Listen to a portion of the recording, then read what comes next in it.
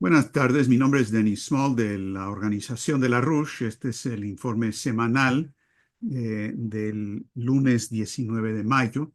Les doy la bienvenida a todos. Nos están llegando las primeras noticias en este momento de la llamada telefónica hoy en la mañana entre el presidente Putin y el presidente Donald Trump. La información que tenemos viene del Kremlin, todavía no tenemos en este momento la versión oficial de la Casa Blanca, pero de todas maneras las primeras indicaciones son relativamente positivas dentro de lo posible en este momento. Para empezar, la llamada fue de 2 horas. Eso ya nos indica que hubo una discusión de fondo. Y lo que dijo Putin en una entrevista con la televisión de Rusia es que la discusión fue sustancial, franca y útil. Y dijo Putin que agradecía a Trump su apoyo a la reanudación de las conversaciones. Dijo el Kremlin que Trump, por su parte, expuso su posición favorable a un cese al fuego, y Putin dijo que nosotros, los rusos, por nuestra parte, dijimos que también estamos a favor de un acuerdo pacífico, pero hace falta elaborar la vía más eficaz para llegar a eso, que es importante el acuerdo de producir memorandos de cada lado respecto a un futuro acuerdo de paz y sobre los principios, los calendarios y demás, y que esto incluso podría incluir un cese al fuego en un momento determinado, dijo Putin. Repitió que vamos por buen camino y que la conversación fue constructiva y muy valorada por mí, dijo Putin, pero que para Rusia la cuestión fundamental sigue siendo abordar y resolver las causas profundas que produjeron esta crisis. Ahora, antes de esta llamada de Putin con Trump, ocurrió toda una serie de reuniones diplomáticas, un torbellino de reuniones. Hubo una reunión de Zelensky con el Papa de unas 2 horas después de su misa el domingo. Luego eh, Vance y Rubio se reunieron con Zelensky después de eso. Y después Vance y Rubio se reunieron con el Papa también por 45 minutos y así por el estilo. Antes, obviamente, había ocurrido la reunión en Estambul, en Turquía, donde Medinsky, el jefe de la delegación rusa, es la misma persona que encabezó la delegación rusa en el 2022 en Estambul, donde se había llegado a ciertos puntos del acuerdo antes de que Londres saboteara todo. Y esto es importante porque Rusia está diciendo claramente que para ellos esta reunión es simplemente la continuidad de lo que se interrumpió hace 3 años. Todo el run run internacional de que Putin decidió no ir y que con eso fue un insulto, todas las cosas que Zelensky quiso inventar para tratar de lograr, junto con los británicos y los otros europeos, que Trump rompiera con Putin y dijera que no, que la causa del problema es Putin. Todo eso es simplemente un fake news total porque Putin nunca dijo que iría, no llamó a una reunión entre él y Zelensky, sino como dijeron al inicio, no podemos tener un cese al fuego sin acordar varias cosas de antemano. Entonces, como Trump insistió en eso, Zelensky tuvo que dar su brazo a torcer y la reunión de Estambul ocurrió. Lo positivo ahí es que decidieron que se van a seguir reuniendo. Y después de eso ocurre esta llamada que les acabo de mencionar entre Putin y Trump. Hoy en la tarde, o quizás ya hayan ocurrido otras llamadas de Trump, una con Zelensky y otra con dirigentes de la OTAN. No sabemos exactamente con quién, pero la idea es encontrar la fórmula, la manera de lograr que este asunto avance. Ahora, los europeos encabezados por Londres están haciendo todo lo posible por sabotear estas negociaciones como lo hicieron en el 2022. Hay una reunión en Londres hoy también junto con la Unión Europea con ese punto de la agenda. ¿Cómo podemos parar esto? porque no nos gusta lo que está ocurriendo. De la misma manera se habían reunido anteriormente los cuatro grandes, bueno, sí, los cuatro grandes de Europa, es decir, Gran Bretaña, Francia, Alemania y Polonia. Italia no quiso ir porque el grupo era de los que querían y habían prometido enviar tropas a Ucrania, que sería ya activar la guerra mundial como tal. Pero se reunieron y después de esa reunión del domingo por la noche llamaron a Trump, dijeron que Putin había insultado a todo el mundo y hay que imponer más sanciones y que no sé qué y no sé cuánto. Pero no llegó a más. Sin embargo, los británicos, ellos no lo van a hacer ni por las buenas ni por las malas. Ellos están insistiendo que esto tiene que seguir por el camino de las guerras geopolíticas que son el pan de todos los días de los británicos.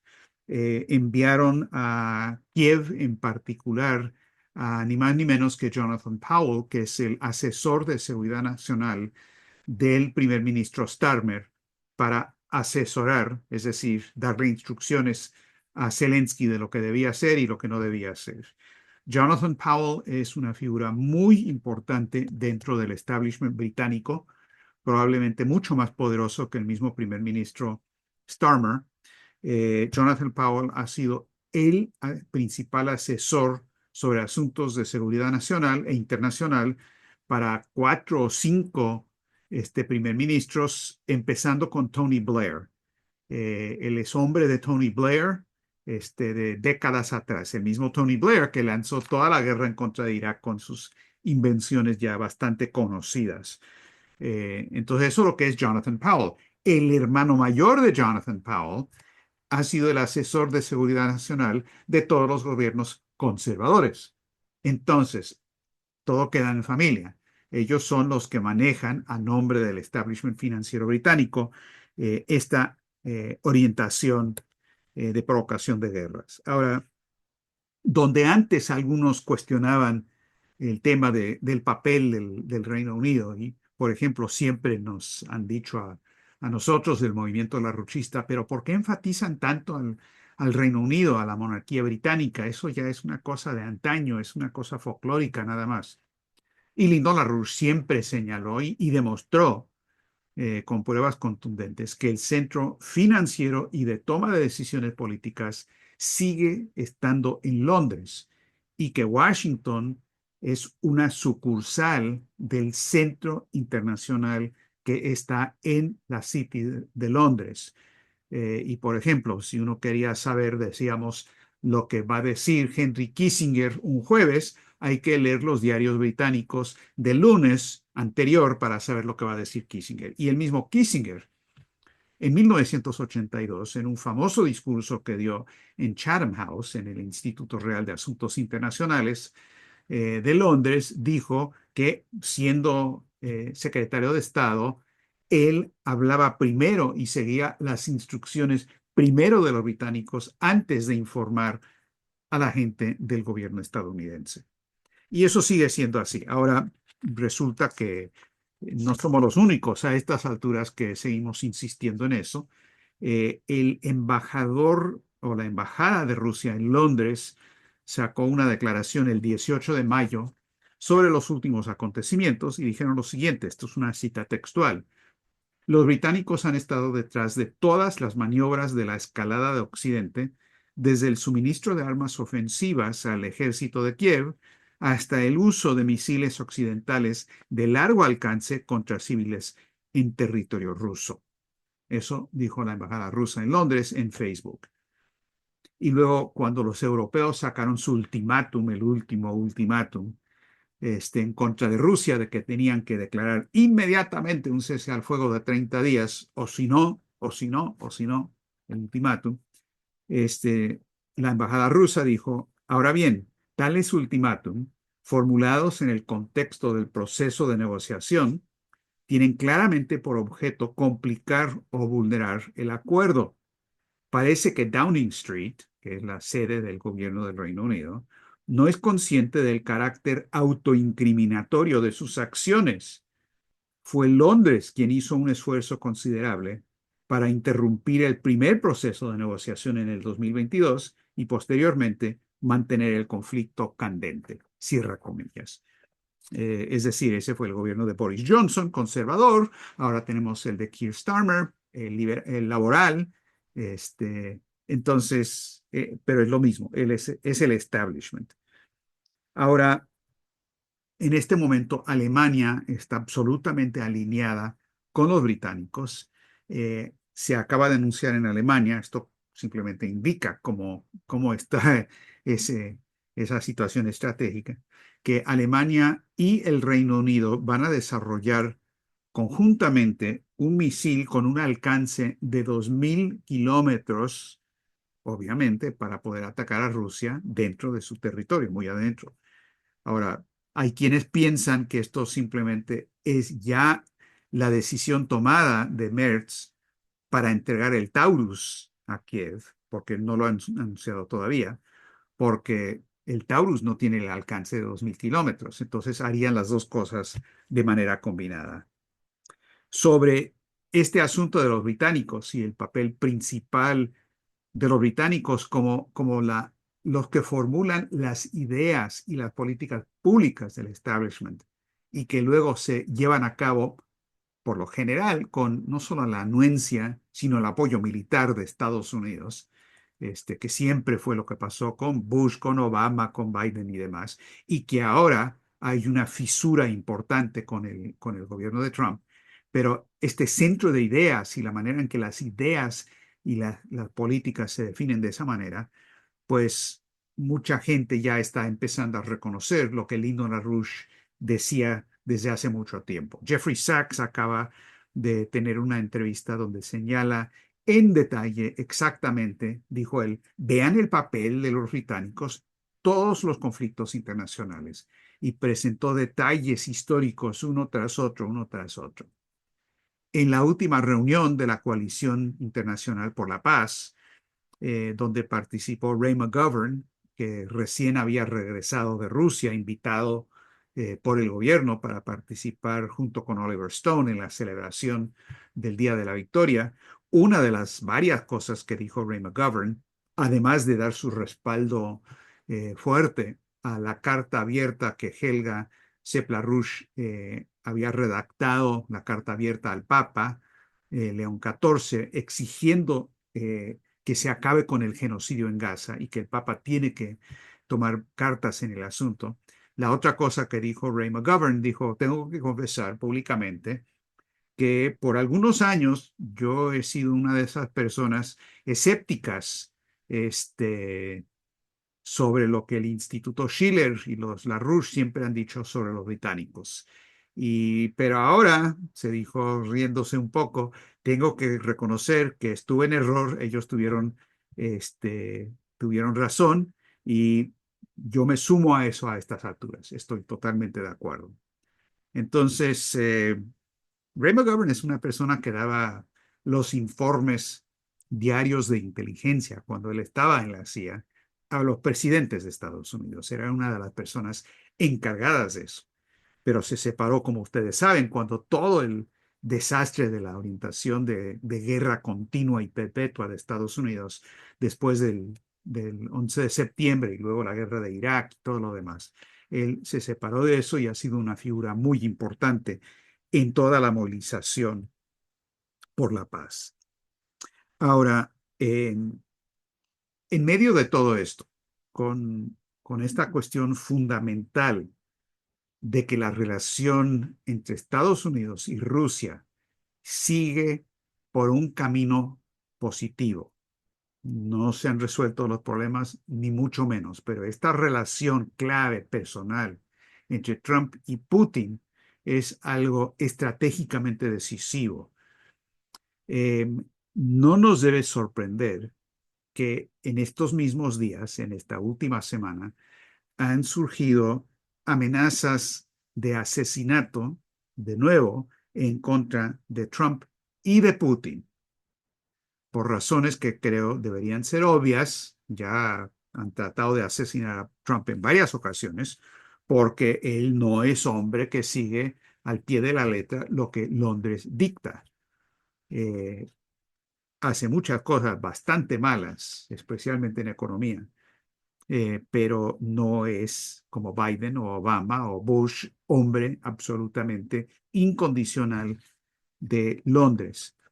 Pero empecemos por el tema de Putin, porque el Daily Express de Londres sacó un artículo el 16 de mayo, es decir, hace algunos días, ya viendo por la dirección en que iba la reunión de Estambul y luego lo que en ese momento era la futura conversación entre Trump y Putin, y ellos escribieron lo siguiente, un artículo con el encabezado: Vladimir Putin es un hombre muerto que camina, mientras un experto explica el fracaso de las conversaciones de paz. Bueno, y luego el artículo que dice, y esto es uno de esos pronósticos británicos que en realidad son amenazas, dicen: aumentan las especulaciones sobre la posibilidad de que el mandatario ruso, Vladimir Putin, esté perdiendo el control del poder. Y los expertos, ¿cuáles expertos? ¿Tienen nombre? ¿Tienen apellido? Por supuesto que no. Y los expertos predicen que su reinado podría acabar en un asesinato debido al calamitoso conflicto en Ucrania. Los observadores han señalado que la llamativa reticencia de Putin a entablar un diálogo directo con Zelensky, especialmente para las conversaciones de paz en Turquía, pone de manifiesto su aparente inquietud. Y luego termina poniendo los puntos sobre las IES. Dice: los servicios de inteligencia occidentales. Bueno, ahora ya sabemos cuál es la fuente. Los servicios de inteligencia occidentales consideran ahora que la posibilidad de un atentado contra Putin no se basa simplemente en rumores, sino que es una amenaza inminente. Bueno, este, a confesión de partes, relevo de pruebas. Ahí está lo que están diciendo directamente de la intención en ese sentido. Pero todavía más impresionante por la manera abierta en que esto se está presentando en Estados Unidos es la denuncia presentada por la procuradora Noem y en particular por Tulsi Gabbard, la directora nacional de seguridad, de inteligencia, la directora nacional de inteligencia de Estados Unidos, en una entrevista el 15 de mayo en Fox News con Jesse Waters, donde Tulsi Gabbard comenta sobre lo que se había revelado un día antes, y es que el ex jefe del FBI, James Comey, había puesto en su X, su canal de X, disque como broma, pero no era una broma, este, una notificación que decía 8647. Y dijo: qué curioso, qué interesante, 8647. Ahora, para cualquier persona que conoce el medio de las amenazas, y el FBI lo conoce muy bien, esto es una amenaza de muerte en contra de Trump directamente. Y había circulado en todos los medios sociales anteriormente, gente que estaba diciendo que hay que asesinar al presidente.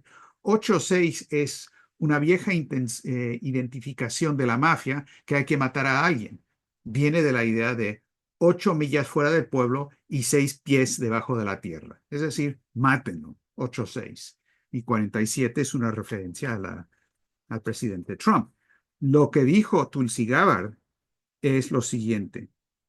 Eh, para un exdirector del FBI como James Comey, un hombre que pasó la mayor parte de su carrera persiguiendo ampones y pandilleros, personas que conocen y ejecutan a otros seres humanos, que utilizan precisamente esta jerga de 86, alegar que aunque sabía que 86 tenía un mensaje político, que no tenía ni idea de que estuviera asociado a la violencia, eso es ridículo, dijo Gabbard en Televisión Nacional. Siguió: Comey sabía que hace poco más de un mes un grupo anti-Trump y anti-Musk estaba difundiendo este mensaje 8647 y que es un llamado velado a asesinar al presidente actual de Estados Unidos. Gabbard, la directora nacional de inteligencia, dijo que Comey, el exdirector del FBI, estaba haciendo un llamado velado a asesinar al presidente actual de Estados Unidos. Gabbard siguió: no se puede subestimar la peligrosidad de esto. Ya han habido dos atentados contra la vida del presidente y Gabbard luego se refirió a un estudio, una encuesta que hizo la Universidad de Rutgers, donde el 55% de la población pensaba que asesinar al presidente sería algo justificado, que se podría considerar hacer eso. Ella denunció esta cultura del asesinato y dijo después que una persona en el estado de Georgia que la había amenazado a ella de una manera parecida, dijo Gabbard, ya ha sido acusado y está encarcelado. Entonces, Waters le pregunta en ese momento a Gabbard si creía que Comey también debería estar entre rejas. Y ella, sin titubear un segundo, dijo sí.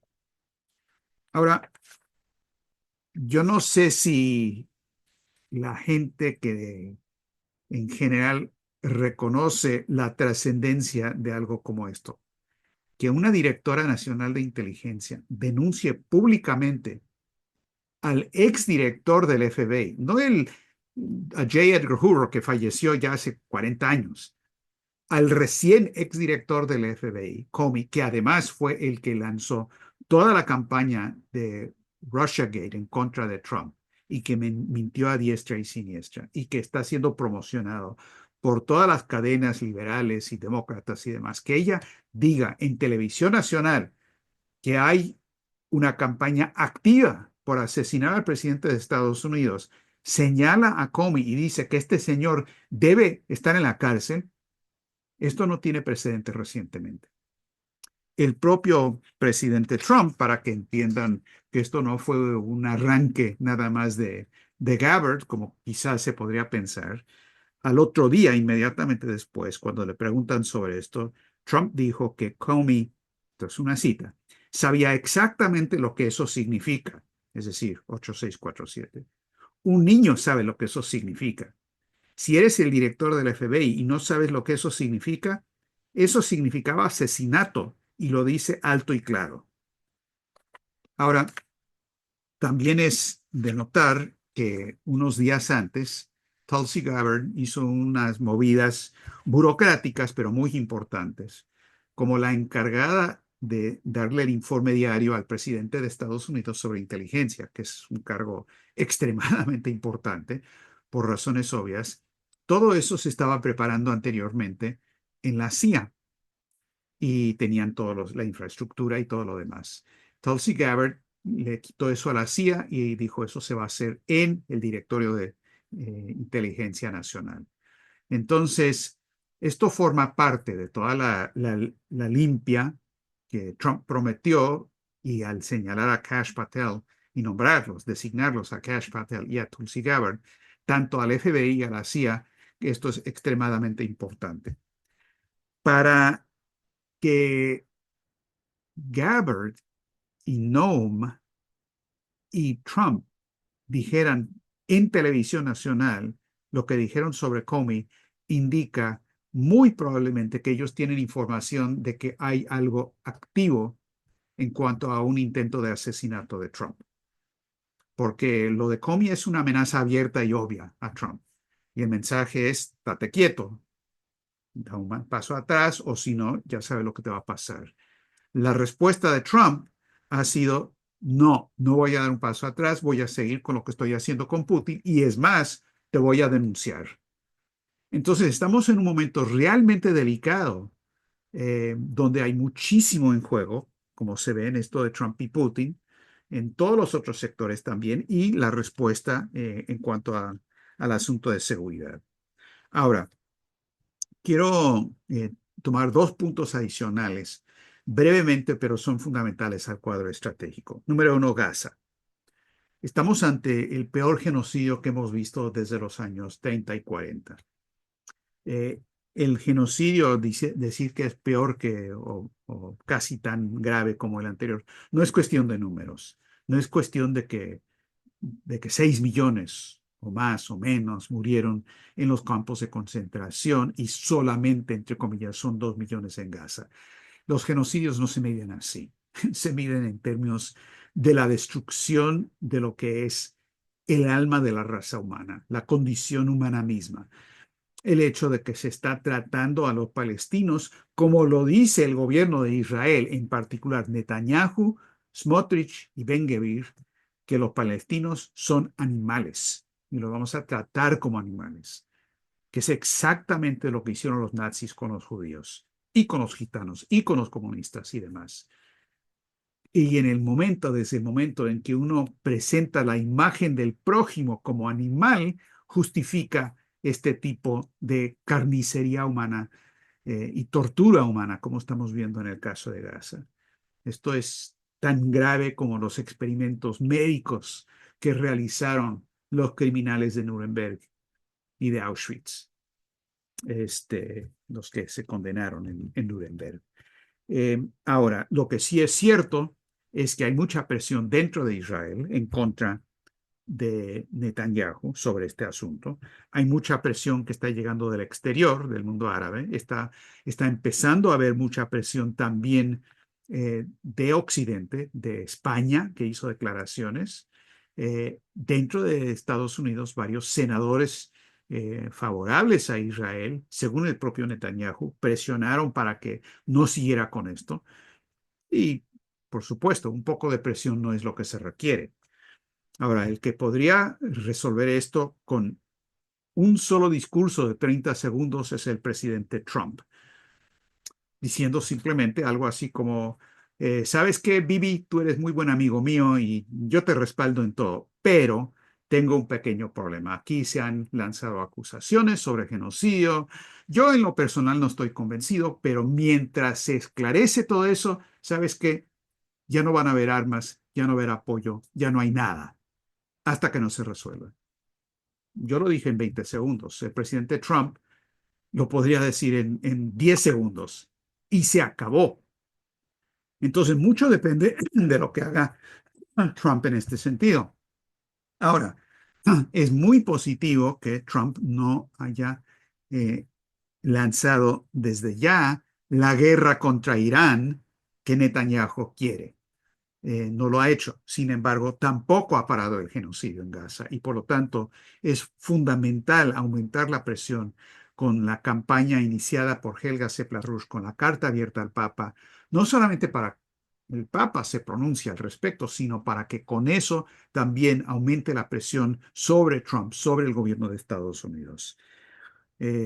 Tampoco somos inconscientes del hecho de que es muy probable que este es uno de los temas que se abordaron en la discusión entre Trump y Putin de alguna manera. Y de ahí, de nuevo, la importancia de estas amenazas de asesinato en contra de los dos, porque esto podría cambiar en un 2 por 3. Lo que se puede decir de Trump con toda seguridad, esto es como el, el caso de en filosofía griega, ¿verdad? De que uno no puede pisar el mismo río 2 veces. La idea de que todo cambia, no hay nada constante salvo la continuidad del cambio. Yo creo que eso es algo que se puede decir de Donald Trump, porque su política hoy no necesariamente va a ser la política de mañana.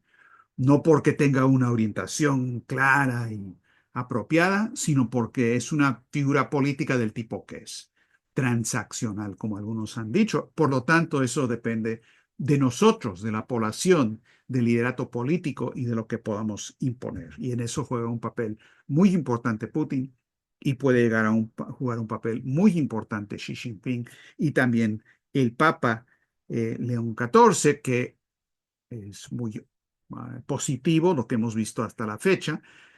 Obviamente no se sabe todo lo que va a hacer, pero él ha insistido que asumió ese nombre, entre otras cosas, porque por León XIII, por el Rerum Novarum.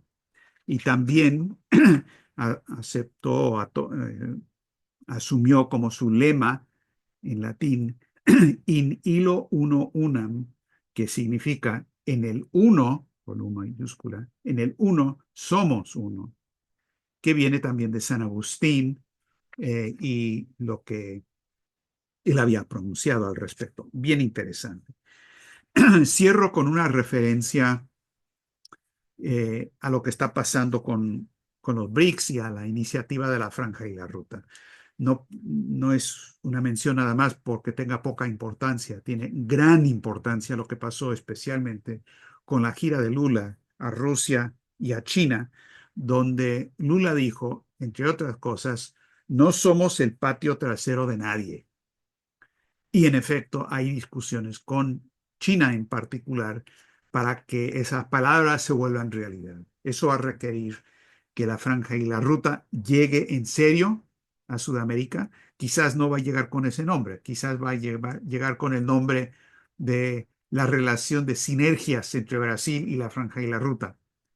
Y con la decisión muy positiva del gobierno de Petro en Colombia de unirse a la franja y la ruta y el hecho de que según la ministra Simón Temer de Brasil, ya hay discusiones concretas específicas de la ruta para la construcción del ferrocarril bioceánico para conectar a Brasil, el Atlántico al Pacífico.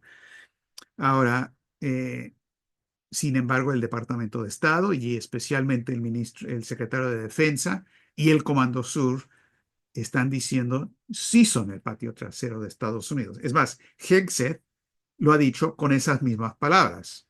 O sea, no dice sin empacho, lo dice abiertamente. Sí, patio trasero. No vamos a permitir que nuestro patio trasero, China, pueda entrar y ofrecer otra alternativa. Y amenazan con todo tipo de despliegue militar para lograrlo. Sin embargo, esta batalla no se libra con declaraciones. El hecho es que en la realidad misma, la alternativa que se le ofrece a los países de Sudamérica cada vez más, cada día más, es la posibilidad del verdadero desarrollo vinculándose al proceso BRICS, al proceso de la franja y la ruta. Como dijo el canciller ruso Sergei Lavrov en el 15 de mayo, en declaraciones que hizo, dijo, vemos al BRICS como un punto focal para coordinar los intereses de los países líderes de la mayoría mundial, un pilar clave de un mundo multipolar y un mecanismo importante para avanzar en la cooperación genuinamente multilateral. Ahora, esta declaración no solamente es correcta, científicamente correcta, sino que sirve también para esclarecer exactamente la forma en que tenemos que avanzar, asegurando que en Occidente, en Europa, en Estados Unidos y los países de Iberoamérica, hay que sumarnos a estos esfuerzos que están saliendo de las discusiones entre Trump y Putin, con la idea como lo dicen constantemente los rusos y los chinos, que la seguridad es indivisible. Es decir, no puede haber seguridad para un país sin tener seguridad para todos los países, que es una relación de dependencia mutua y por lo tanto tenemos que encontrar una salida de una seguridad indivisible para todos. Pero el punto central aquí, y aunque la primera parte yo creo que se está ya empezando a entender en algunos centros políticos en Occidente, la otra parte que es igual de cierto es que el desarrollo económico también es indivisible. No puede haber desarrollo de una parte del planeta sin tener desarrollo económico de todas las partes del planeta. La economía física es, no por deseo, no por declaración, un juego que no es de suma cero, sino es de ganar, ganar. No es por declaraciones que eso es así científicamente. Y el mundo de Hobbes, el mundo de la ley de la selva, es anticientífico y, como dicen siempre los rusos y los chinos, antihistórico. No puede prevalecer. Esos dos puntos de la nueva arquitectura de seguridad y la nueva arquitectura de desarrollo es el tema combinado que va a estar en el centro de la conferencia del Instituto Schiller este próximo 24 y 25 de mayo, que va a ser presencial en el área de la ciudad de Nueva York y también por internet, por Zoom. Y los invito a todos ustedes, no solamente que escuchen, sino que participen en ese proceso de deliberación de la que depende el futuro de la existencia de la especie humana y del alma, de lo que significa ser un ser humano ante lo que de otra manera va a ser un genocidio que creo que todos eh, entendemos que esto significa una destrucción de la esencia misma de lo que es el ser humano. Así es que únanse a esta discusión de la conferencia del Instituto Schiller.